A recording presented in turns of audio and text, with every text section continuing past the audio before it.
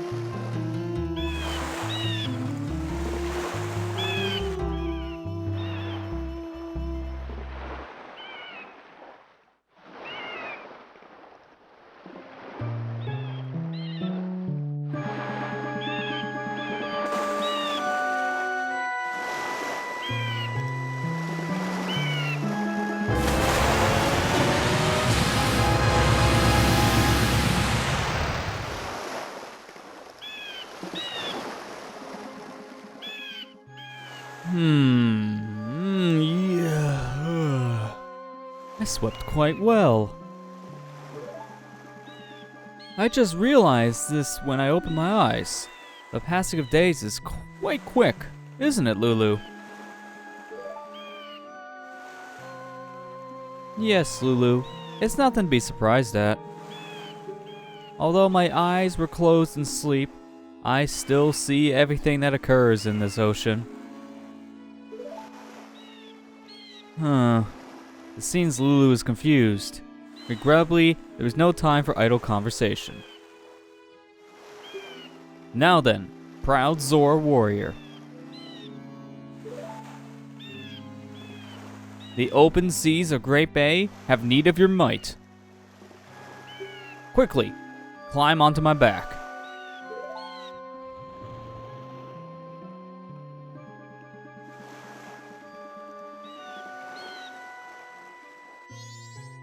Well, that's an interesting turn of events. Do you have anything to say about that, Lulu?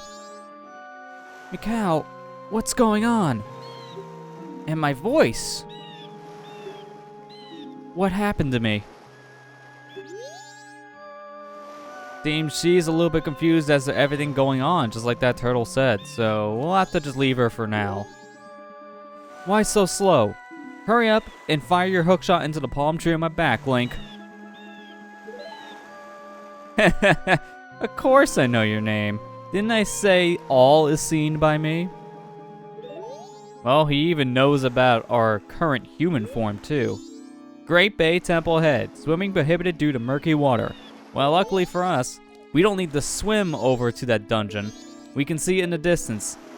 That little vortex surrounding a giant fish, that is Great Bay Temple. And now with the help of this turtle, we're gonna go ahead and make our way over to our next dungeon in the game, Great Bay Temple.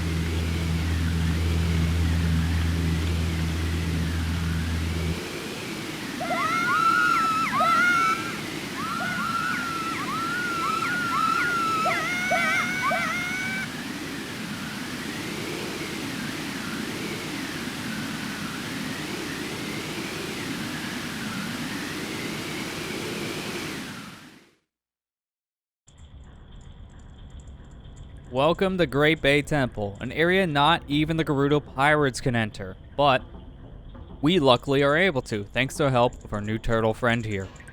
So, before we embark into the dungeon itself, there's something I want to talk about, and it's this turtle. I want to go ahead and talk to him once again and see if there's anything new he has to say. What's wrong? Returning to shore? It is not shameful to retreat. That in and of itself is a strategy. Alright, climb onto my back. So if you ever want to leave here, all you need to do is just hookshot back onto the back of this turtle, and he'll take you out of here. So you're not trapped in Great Bay if you're not wanting to be here just yet, which is good, because if you're low on supplies, then yeah, you can just leave here if you want. But if you do need some supplies, there are some here in the beginning of the dungeon. We got some bombs and some arrows here inside these wooden barrels, and then there's another set of wooden barrels on the other side of this turtle, which has a couple other extra goodies as well. I'm gonna go ahead and bomb this. And we see this would have hearts if we're low on hearts, but it also has a fairy. I'm actually gonna take this fairy and put it into a bottle. We actually haven't done this yet. This is what happens when you catch a fairy in a bottle. Now your new friend will give you life energy the moment you're completely run out. So you don't need to actually have this equipped with the C button for this to work. If you run low on energy, then what will happen is that the fairy will automatically activate and heal you. So if you die, the fairy is a revival. It can revive you up to 20 hearts, which is a lot. So here we can shoot these 4 torches in this room that are unlit with fire arrows, or they also give us some flame here that we can use. So we might as well just use this. So do 2 torches there with the stick. Missed my shot here with a fire arrow, but shoot another one with a fire arrow and just finishes off. Lighting all 4 of these torches, it'll get a chest to spawn. So kind of know the drill at this point. This is our 3rd dungeon in, so we kind of have a feeling. Any chests that don't have a gold trimming on them, they are straight fairies. There are 15 here to collect, and we're definitely wanting all 15. Whoa! That's a huge water wheel!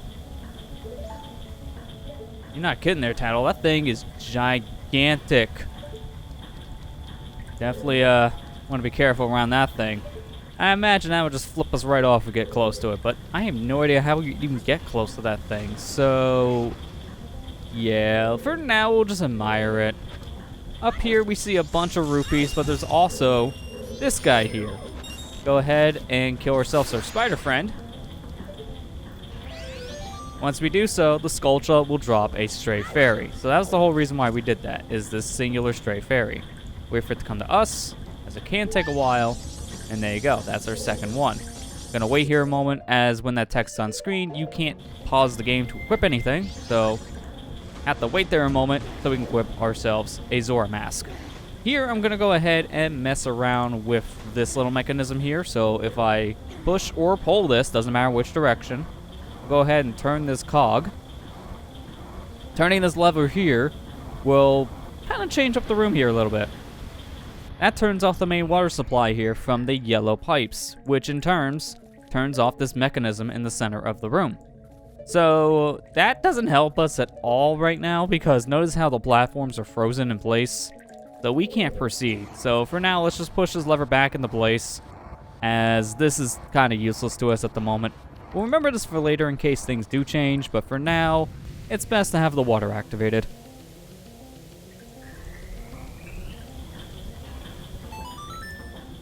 So now, I'm also going to jump down here, because during all that, I did see out of the corner of my eye another lever we can mess with here, but it's underwater, so it's a little finicky. So you have to wait for the grab symbol to change on your A button before you do anything, because if you press early like I did, you kind of surface up. So it's a little awkward to push this one in, but if you do, notice how it sinks into place. That's a permanent switch. We never have to push that one down again. Now that it's pushed in for good. I'm gonna go ahead and run to the stray fairy here. Trying to collect this thing before it gets away from me. There you go, that's another stray fairy. Unfortunately, collecting this stray fairy made me miss my ride. I want to take this elevator here on the left, so I kind of need to wait here a moment. Wait for it to come all the way down and then ride it up. Gonna go ahead and take off my mask because I no longer need it. Jump over here, being careful. Got some Skulltulas here, but I can ignore them for now, as I just need to jump over onto this water. And there you go. One thing I want to mention about this room is that right here, as you notice, this is a clear-cut bridge area. All solid ground here below us. In the 3DS version, I don't know why they did this, but in this section, they kind of took away pieces of the floor and replaced it with pipe for you to walk on. I don't know why they did this. It makes this room a lot harder to navigate in. It's not great. It's a stupid change in my opinion, but it is something I want to point out. Also, all these levers that we're pushing around, they do have symbols on them in the 3DS version telling you which way you can push them, so it's a little bit easier to figure out how to push these said mechanisms. We're going to see more here in the dungeon, so don't worry about them for now. Just keep that in mind. They all kind of go one way for the most part. I get it. That huge water wheel's powering this thing. Yeah, exactly. We seen that earlier. If you turned off the waterway, then this whole mechanism just stops working. So that's not really helpful. Here, I'm going to go ahead and put on my Stray Fairy mask. Shoot down these pots. We got magic. And then we also have some rupees. We don't need either one, as we came in here with Chateau Armani, which is very helpful. Over here, we got ourselves a wooden barrel. If we run into it, it's a Stray Fairy in here, so grab that. And now, down here, if we get to the very edge of this platform and aim down, notice how there's a stray pot down here. Shoot it with an arrow. That's a Stray Fairy. Now, there is one of two ways you can get this Stray Fairy. Either you can get it the way I just demonstrated, which is the far easier method, or there's option 2 here. Option 2 is you equip the Zora mask, go in the water, and you try to chase after it down here in the current. But notice how I said current. There's no easy way here to move, as you can see, so I'm trying to get to the center, and I can barely move, so it's next to impossible to get that fairy by just swimming around. So I recommend just shoot it from above and let the fairy come to you with the Great Fairy Mask. It makes things a lot easier. So there's 2 paths we can take. For now, we're going to take this one that I elected to take, because this will actually lead us to something here.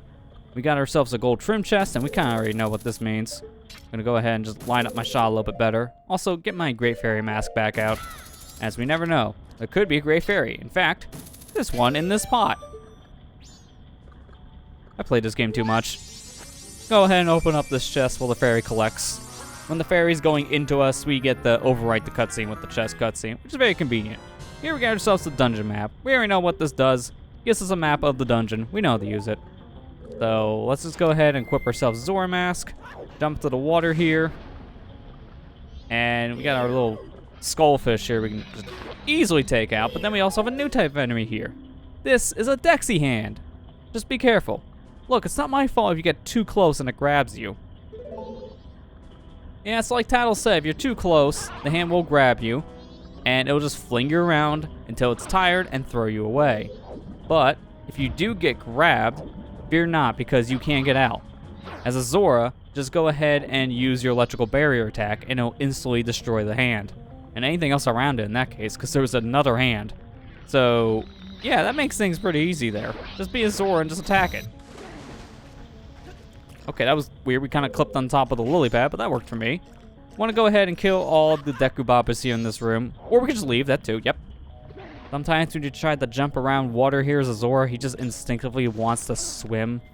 So I'm going to take off the mask to make this last jump, because I don't want to swim right now. I kind of want to be on solid ground. I'm going to go ahead and just use my barrier attack against you. Killing this Dekubab in the process. That's the final one, and killing all Dekubabs in this room will give us a treasure chest. Inside this chest is a Stray Fairy. Give me that. And that's already Stray Fairy number 7. We're just about halfway there in the Stray Fairies, and we barely even began this temple. We've only explored a few rooms, so that's pretty cool. Now here, I want to go ahead and hookshot this treasure chest, but I can hookshot you. Let's see. If I get a good aim, I should kill this Bombchu. Are you sure about that? Oh, abort, abort! Barely got the shield out in time. So yeah, that's what happens if you try to hookshot a Bombchu. You pull the Bombchu to you, so don't do it. Bombchus are not really things you should be using the hookshot on. If you want to kill them from a distance, use arrows. Here's the compass. Always helpful. Here we see a hookshot target up above, so I guess that's an easier way for you to get back if you don't want to deal with the lily pads here. But it doesn't really matter because you can just swim this distance. You can also kill the Deku Babas on the lily pads, so it's, to me, kind of a weird hookshot point. Not really that helpful. Down here is a treasure chest, which inside has a small key. Definitely be wanting that for later. And before we leave this room, there's one more thing we want to go ahead and do. Right here, we hear some enemies down below. I want to be careful because we don't want to be interacting with these hands. But there is a pot in between them. So if we shoot this pot, stray fairy. So put on a mask, let it come to us, and there you go. That's number 8. Now over here we see a room that we just can't get to, and it looks like it leads to the boss key. So we already know where the boss key is located, but unfortunately as of right now, there's no way we can make that jump. That is way too far away. Both ledges are way too far away. So for now, we'll just ride this current out of here. We'll remember this room for later and come back. Now I'm gonna hold down, and we're gonna go straight into the next set of rooms here. Look at this, we got a new enemy. This here is an Octorok. All you have to do is deflect the rock it spits out. By doing so, all we need to do is just hold up our shield, wait for it to shoot, and it attacks itself. 2 attacks from the Octorok will kill it. But Tattle has something to say. What do you got, Tattle? If you can somehow step on top of that Octorok, I bet you'd be able to climb on the center pillar. But the Octorok is so squishy and it keeps squirming around. There's gotta be something you can do. I'm not sure on that one. Maybe we can wing it? No, we can't. So there's no way for us to stand on top of these Octoroks right now. And you can't make the jump. So that's something we're not doing right now. Come here, Bombchu. I know you're gonna knock me off. There we go. See, that's why I was being careful. If I wasn't careful in that section, Bombchu would knock me right off. Here we got a locked door. This is why we got that small key earlier. Hey, we got a new enemy in here. This is a yellow choo-choo. Nothing to sweat about. It usually has something in its stomach that's of use. In this case, inside the yellow choo-choos are arrows. So green choo-choos and yellow choo-choos will infinitely spawn in this room to get you magic and arrows. So you never need to worry about not having arrows at this point, which is very helpful because in this upcoming room, we're gonna want as many supplies as we can get our hands on. Let's go ahead and enter the door here and get ready for a mini boss. Looking straight up, that's a big old eyeball creature looking down at us. And when he notices us, that's when he's ready to attack. Welcome the mini boss to your Great Bay Temple.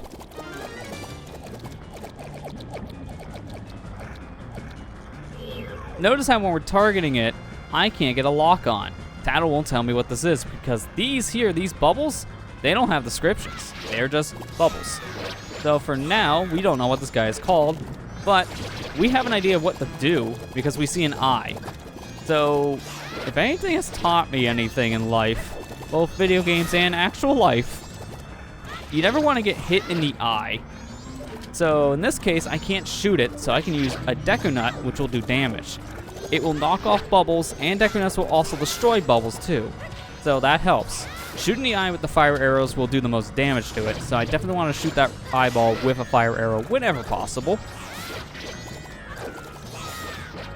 Keep on getting iframe rolls here off these bubbles. An iframe roll basically is when you get hit with something on like the last possible frame of your roll, you don't take damage, but it will push you back.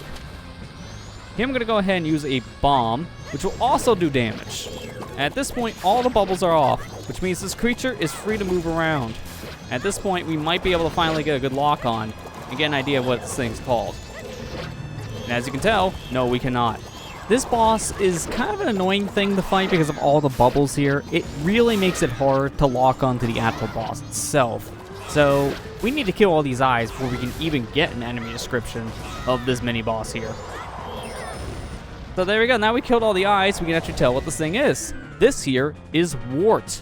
Once you get rid of its spears that shield the main body, you can attack the eye. So we kind of figured out at this point because we've been doing a lot of damage already to said eye. this point, I'm just going to try to shoot it here with our fire arrow, which should kill Wart. But, as you can tell, Wart will always have his eye open. You gotta wait for the opportunity. When he finally opens his eye, that is your chance to strike. So now that Wart's dead, he drops a chest. And it's a gold-trimmed chest, so we know this is important. Inside this chest is our item here of the dungeon. In this chest, we got ourselves ice arrows. Set to see to power up your arrows. Now you can freeze enemies and objects. Try it everywhere. So now that we have the power of ice arrows on our side, we can continue on here in Great Bay Temple. But we're going to be doing that in the next episode. Next time on Let's Play Legend of Zelda Majora's Mask, we'll continue on here in Great Bay Temple and use our newly acquired ice arrows. I'll see you guys next time.